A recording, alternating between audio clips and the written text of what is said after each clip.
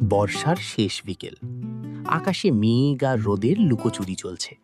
শহরের ব্যস্ত রাস্তা পেরিয়ে ধীরে ধীরে হাঁটছিল আরিয়ান। তার কাঁধে একটি পুরনো ব্যাগ, হাতে কিছু বই। জীবনে সে খুব বেশি কিছু চায়নি। একটা শান্ত জীবন, মায়া ভরা একটা পরিবার, আর এমন একজন মানুষ যার কাছে ফিরে এসে সে নিজের সব ক্লান্তি ভুলে যেতে পারবে। কিন্তু ভালোবাসা যে কখন কার জীবনে আসে সেটা কেউ জানে না। সেদিন কলেজের সামনে হঠাৎ করেই তার চোখ পড়ে এক মেয়ের দিকে।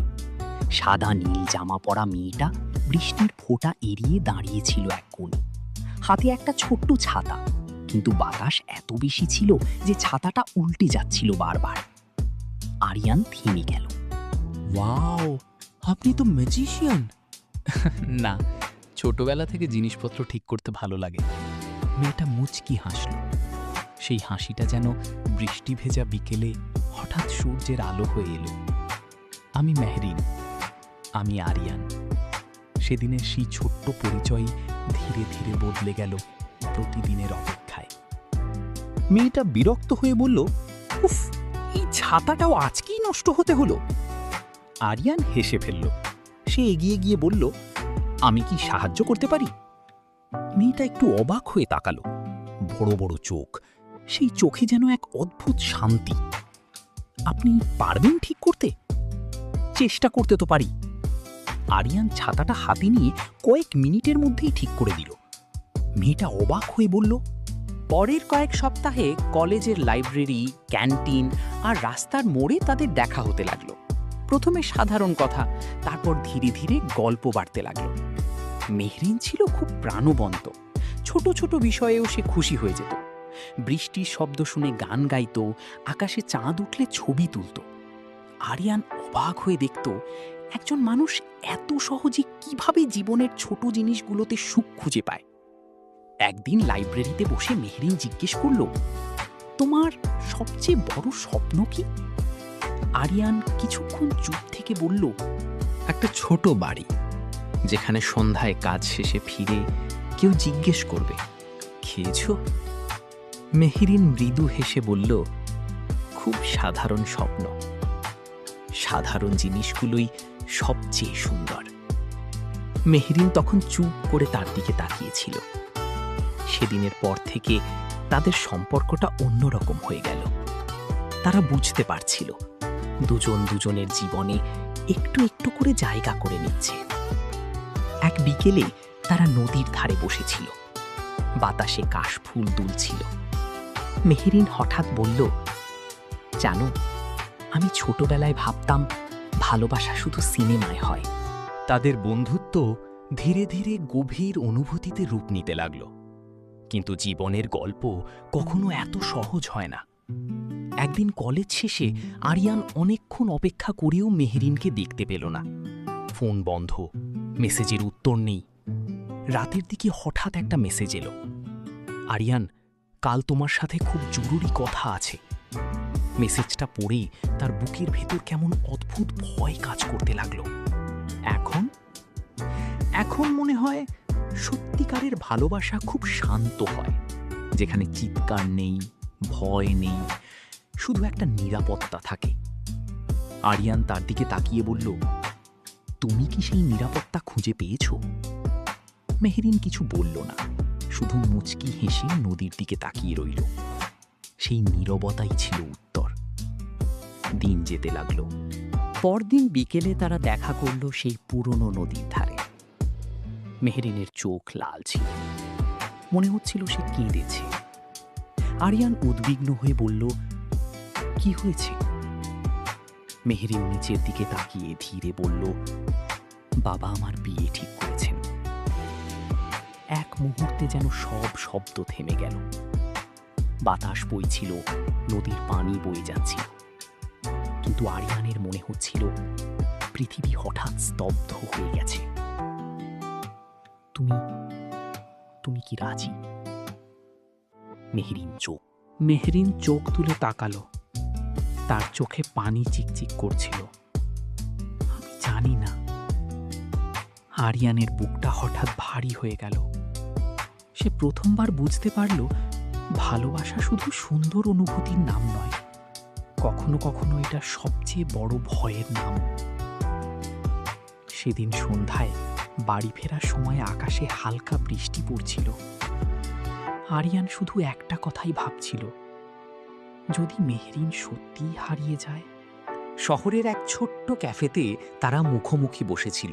বাইরে টুপটাপ বৃষ্টি পড়ছিল, ভেতরে হালকা গান বাজছিল। মেহরিন কফির কাপের দিকে তাকিয়ে ধীরে বলল, বাবা খুব অসুস্থ। আরিয়ান চমকে উঠল। কি হয়েছে? হার্টের সমস্যা। ডাক্তার বলেছেন তাকে কোনো মানসিক চাপ দেওয়া যাবে না। আরিয়ান চুপ হয়ে গেল। কখনো কখনো বাস্তবতা ভালোবাসার চেয়েও শক্তিশালী হয়ে দাঁড়ায়। কয়েকদিন পর কলেজে সাংস্কৃতিক অনুষ্ঠান ছিল। সবাই খুব আনন্দে ব্যস্ত, কিন্তু আরিয়ান আর মেহরিন যেন অন্য এক পৃথিবীতে আটকে ছিল। অনুষ্ঠানের রাতে মেহরিন গান গাইল, তুমি রবিনী রবিনী হৃদয়। গান গাওয়ার সময় তার চোখে জল চিকচিক করছিল। আরিয়ান দর্শকদের ভিড়ের মধ্যে দাঁড়িয়ে শুধু তাকিয়েছিল। তার মনে হচ্ছিল গানটার প্রতিটি শব্দ যেন শুধু তাকে উদ্দেশ্য করেই বলা। অনুষ্ঠান শেষে আরিয়ান মেহরিনকে বলল, চলো কোথাও দূরে চলে যাই। মেহরিন অবাক হয়ে তাকালো। কি? আমি সিরিয়াস, আমরা নতুন জীবন শুরু করব। মেহরিন কিছুক্ষণ চুপ করে রইল, তারপর ধীরে মাথা নাড়ল। না আরিয়ান, আমি পারব না। কেন? সেই রাতটা ছিল তাদের সম্পর্কের সবচেয়ে কঠিন রাত। এরপর কয়েকদিন কোনো যোগাযোগ হলো না, না ফোন, না মেসেজ, না দেখা। আরিয়ান নিজেকে কাজের মধ্যে ডুবিয়ে রাখার চেষ্টা করল, কিন্তু প্রতিটা জায়গায় সে মেহরিনকে খুঁজে পেত। ক্যান্টিনের সেই চেয়ার, লাইব্রেরির সেই কোণ, নদীর ধারের সেই বিকেল, সবকিছু যেন শুধু মেহরিনের স্মৃতিতে ভরা। একদিন গভীর রাতে তার ফোন বেজে উঠল। স্ক্রিনে মেহরিনের নাম। ফোন ধরতেই ওপাশ থেকে কান্নার শব্দ এলো। আরিয়ান, কি হয়েছে? আমি খুব ভয় পাচ্ছি। আরিয়ানের বুক ধক করে উঠল। কি হয়েছে বলো? মেহরিন কাঁদতে কাঁদতে বলল, আগামী সপ্তাহে আমার এনগেজমেন্ট। মুহূর্তের মধ্যে যেন আরিয়ানের চারপাশ অন্ধকার হয়ে গেল। সে কিছুক্ষণ কোনো কথা বলতে পারল না। তারপর ধীরে বলল, তুমি কি আমাকে একবারও থামতে বলবে না? ওপাশে দীর্ঘ নীরবতা। তারপর খুব আস্তে মেহরিন বলল, আমি চাই তুমি আমাকে ভুলে যাও। এই কথাটা শোনার পর আরিয়ানের মনে হলো কেউ যেন তার হৃদয়টা ছিঁড়ে ফেলছে। সে কাঁপা গলায় বলল, আমি তোমাকে ভুলতে পারবো না। মেহরিন তখন শুধু কাঁদছিল। সেদিন রাতেই আরিয়ান সিদ্ধান্ত নিল, সে শেষবারের মতো মেহরিনের সাথে দেখা করবে। পরদিন সন্ধ্যায় আরিয়ান দাঁড়িয়েছিল সেই পুরনো নদীর ধারে। আকাশে কালো মেঘ জমেছিল, বাতাসে কেমন অস্থিরতা ছিল। তার মনে হচ্ছিল প্রকৃতিও যেন আজ কষ্টে আছে। মেহরিন আসতে একটু দেরি করল। সে যখন সামনে এসে দাঁড়ালো, আরিয়ান অবাক হয়ে তাকিয়ে রইল। কয়েকদিনের মধ্যেই মেয়েটা যেন অনেক বদলে গেছে। চোখের নিচে কালি, মুখে ক্লান্তি, কিন্তু সেই চোখে এখনো আগের মতো মায়া ছিল। কিছুক্ষণ দুজনেই চুপ। মেহরিন এবার চোখ তুলে তাকালো। তার চোখ ভিজে ছিল। সব যুদ্ধ জেতা যায় না আরিয়ান, কিন্তু চেষ্টা তো করা যায়। আমি ক্লান্ত। কথাটা বলেই সে কেঁদে ফেলল। আরিয়ানের রাগ মুহূর্তেই গলে গেল। সে কাছে গিয়ে বলল, দেখো, আমি তোমাকে কোনো কষ্ট দিতে চাই না। আমি শুধু তোমাকে হারাতে চাই না। মেহরিন কাঁদতে কাঁদতে বলল, আমি নিজেকেই হারিয়ে ফেলেছি। বাতাসে তখন বৃষ্টির গন্ধ। আরিয়ান প্রথমবার বুঝল, ভালোবাসার সবচেয়ে কঠিন মুহূর্ত হল যখন দুজন মানুষ একে অপরকে ভীষণ ভালোবাসে, কিন্তু একসাথে থাকতে পারে না। সেদিন তারা অনেকক্ষণ নদীর ধারে বসেছিল, পুরনো স্মৃতি নিয়ে কথা বলেছিল। প্রথম দেখা, প্রথম ঝগড়া, প্রথম বৃষ্টিতে ভেজা বিকেল। মেহরিন হঠাৎ মৃদু হেসে বলল, মনে আছে তুমি বলেছিলে ছোট্ট একটা বাড়ি চাই? আরিয়ানও হেসে ফেলল। মেহরিন কাঁদতে কাঁদতে বলল, আমি নিজেকেই হারিয়ে ফেলেছি। বাতাসে তখন বৃষ্টির গন্ধ। আরিয়ান প্রথমবার বুঝল ভালোবাসার সবচেয়ে কঠিন মুহূর্ত হল যখন দুজন মানুষ একে অপরকে ভীষণ ভালোবাসে কিন্তু একসাথে থাকতে পারে না।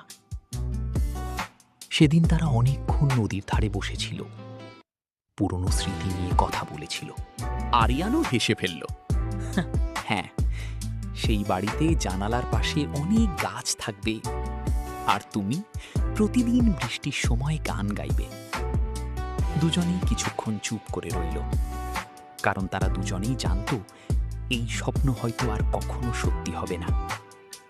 রাত বাড়তে লাগলো। হঠাৎ মেহরিন তার ব্যাগ থেকে একটা ছোট্ট ডায়েরি বের করল। এটা তোমার জন্য। আরিয়ান অবাক হয়ে বলল, কি এটা? আমার লেখা কিছু কথা। আরিয়ান ডায়েরিটা হাতে নিল। মেহরিন ধীরে বলল, যদি কোনোদিন আমি তোমার জীবনে না থাকি তখন পড়বে। এই কথাটা শুনে আরিয়ানের চোখ ভিজে উঠল। সে আর নিজেকে সামলাতে পারল না। হঠাৎ মেহরিনকে জড়িয়ে ধরে বলল, আমি তোমাকে ছাড়া থাকতে পারবো না। মেহরিনও কাঁদছিল। সেই রাতে তারা দুজনেই বুঝেছিল কিছু মানুষকে ভালোবাসা যায় সারা জীবন, এমনকি তাদের ছাড়াও। কয়েকদিন পর মেহরিনের এনগেজমেন্ট হয়ে গেল। আরিয়ান যায়নি। সেদিন সে নিজের ঘরে দরজা বন্ধ করে বসেছিল, ফোন বন্ধ, কারো সাথে কথা নয়। রাতের দিকে সে মেহরিনের দেওয়া ডায়েরিটা খুলল। প্রথম পাতায় লেখা ছিল, প্রিয় আরিয়ান, যদি তুমি এটা পড়ো তার মানে আমি তোমার পাশে নেই, কিন্তু বিশ্বাস করো আমি কখনো তোমাকে ভালোবাসা বন্ধ করিনি। আরিয়ানের হাত কাঁপতে লাগলো। পরের পাতায় মেহরিন লিখেছিল, তুমি আমার জীবনের সবচেয়ে সুন্দর অনুভূতি। তোমার সাথে কাটানো প্রতিটা মুহূর্ত আমি হৃদয়ে রেখে দেব। কিন্তু কখনো কখনো মানুষ ভালোবাসার থেকেও বড় দায়িত্বের কাছে হার মানে। ডায়েরির পাতাগুলো ভিজে যাচ্ছিল, কারণ আরিয়ানের চোখ থেকে টপ টপ করে পানি পড়ছিল। এরপর দিনগুলো বদলে গেল। আরিয়ান শহর ছেড়ে অন্য শহরে চাকরি নিয়ে চলে গেল।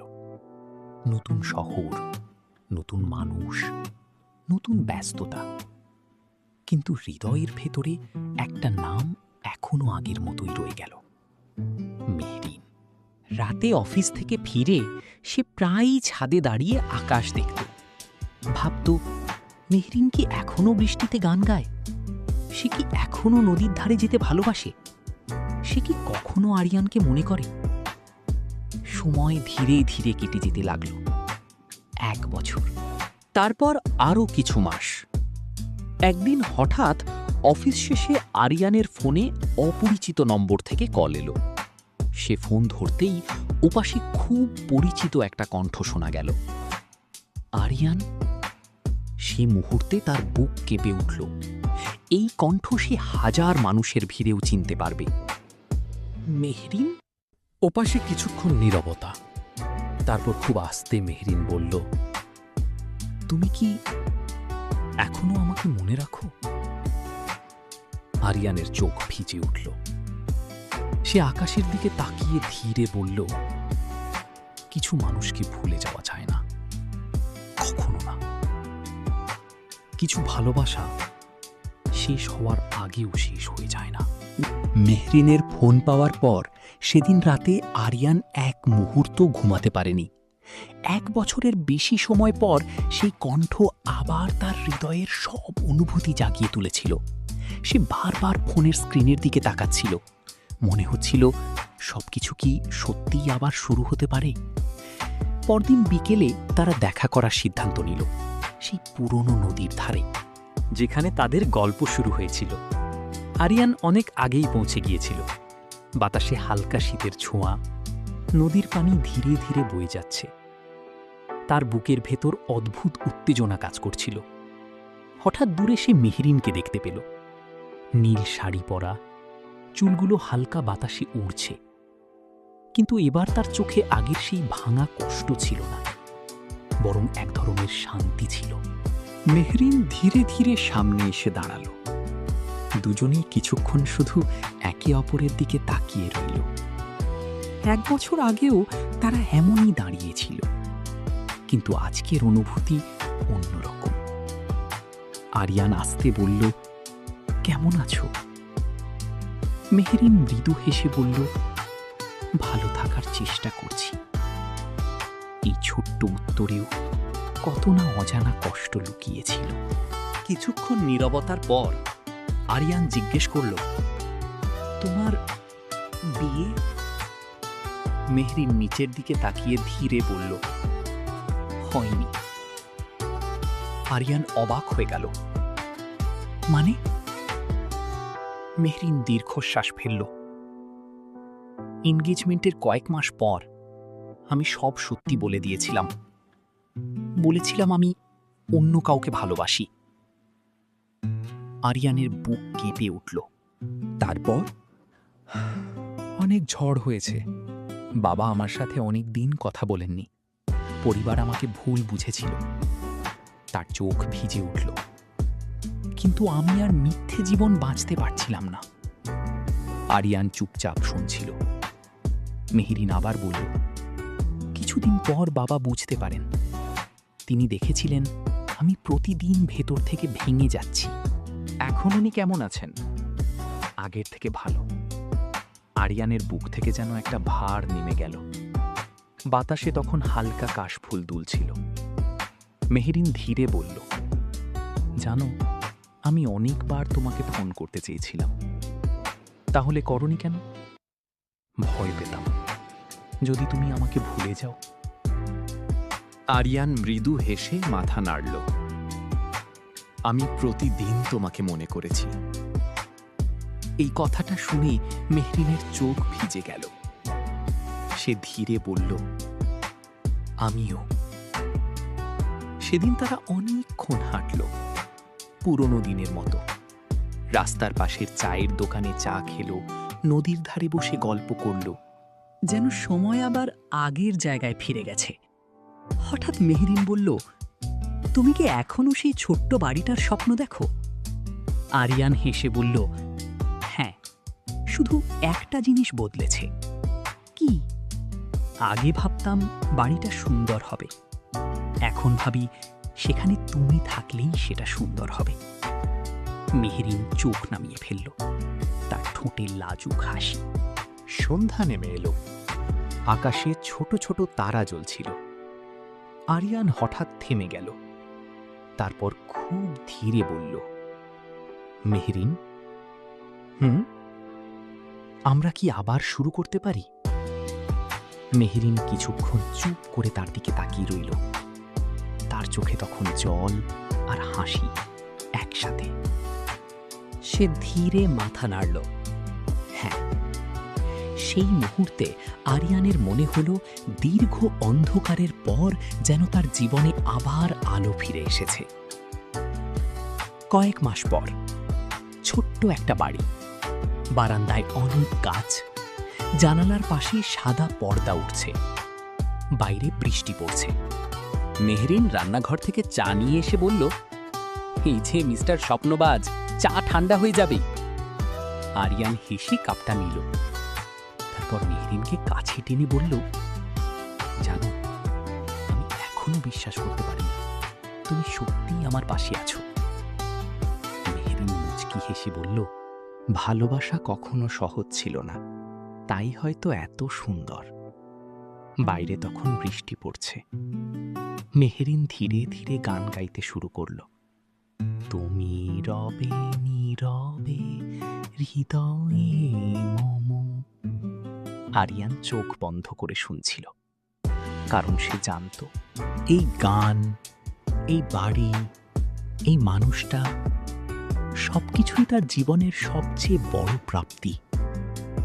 কিছু ভালোবাসা সময়ের কাছে হার মানে না, তারা অপেক্ষা করে, ভেঙে যায়, তবুও বেঁচে থাকে, আর একদিন ঠিক ফিরে আসে হৃদয়ের ঠিকানায়।